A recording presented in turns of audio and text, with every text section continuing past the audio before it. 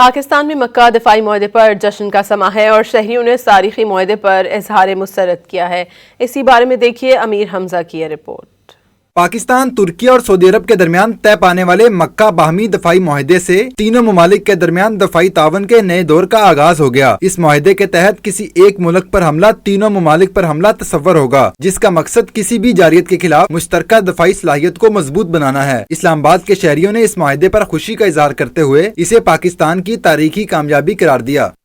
میں سمجھتا ہوں بہت بڑی کاوش ہے گورنمنٹ کی طرف سے، خاص طور پر ہمارے فیلڈ مارشل صاحب کا جو کردار ہے اس کے اندر میں، اور ہماری جو مسلم امہ کے لیے بہت بڑی کاوش ہوگی۔ اتنی عوام ہے کہ آصم منیر ہے، شہباز شریف صاحب ہیں، تو ہم ان کا تہ دل سے اب بھی شکر ادا کرتے ہیں کہ انہوں نے ایک بیٹھ کے یہ سارا تینوں ملکوں کو بیٹھ کے انہوں نے یہ جو کام کیا ہے، اس کے ہم جو عوام ہیں اس کے لیے ہم بہت خوش ہیں۔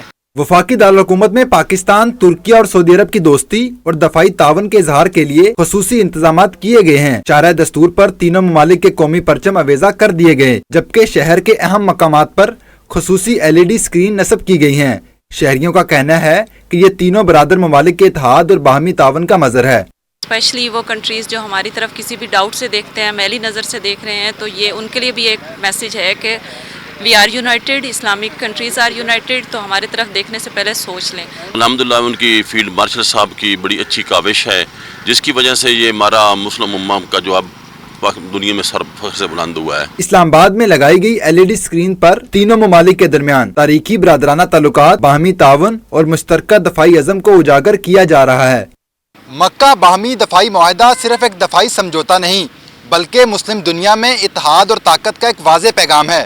کیمرہ مین مسعود شاہد کے ساتھ امیر حمزہ، ڈان نیوز، اسلام آباد۔